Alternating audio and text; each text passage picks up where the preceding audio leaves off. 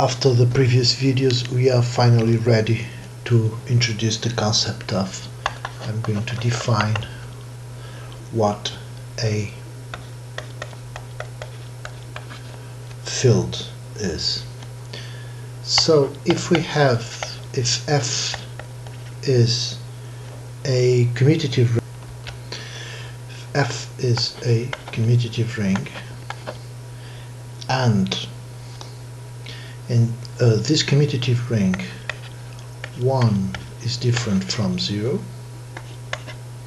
and if every non-zero elements for every non-zero elements they are all an unit. Okay, so this means that for all A in the field, I like to write fields like this, for all A in the field there is an element, I'm going to write it this way, such that A times inverse is 1. Okay, so A is an unit, and since this is a commutative ring, we can also say that A inverse times A is 1. Okay, very first examples, the usual ones, right? The rationals, the reals, and the complex numbers, all fields. Okay, remember when we gave the examples for rings, we had the integers here, right?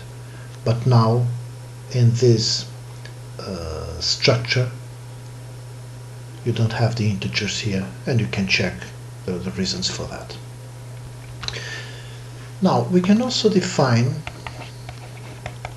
the concept of field in terms of the group of units that we saw in the previous videos. Okay, so if we have a commutative ring, we always need a commutative ring. Okay, so A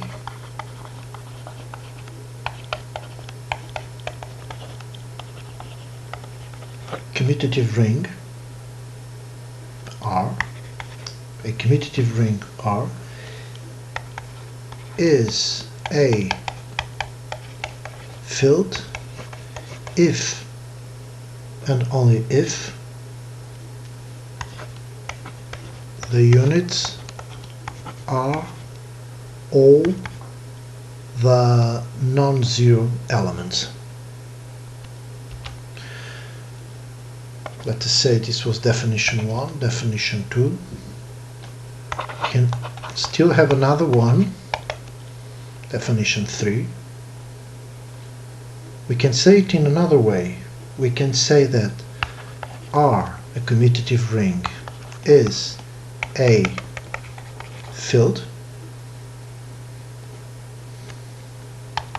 if and only if the non-zero elements, if they form a commutative, a multiplicative group.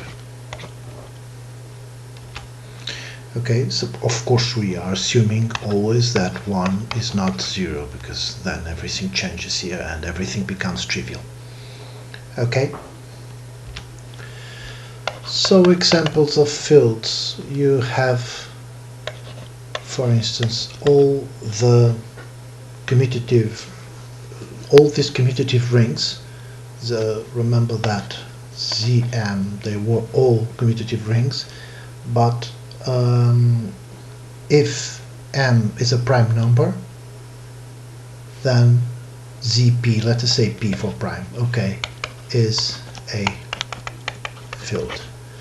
Okay, so Z5, Z7, they are all fields.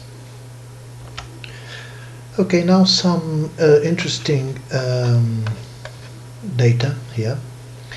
Every subring of a domain is itself a domain.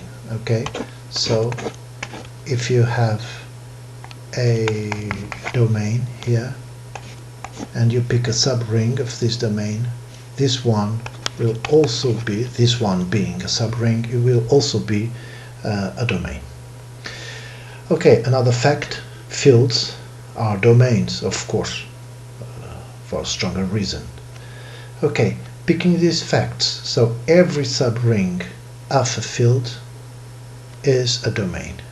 So if we have a field here and we pick a subring of the field, this subring will be also a domain.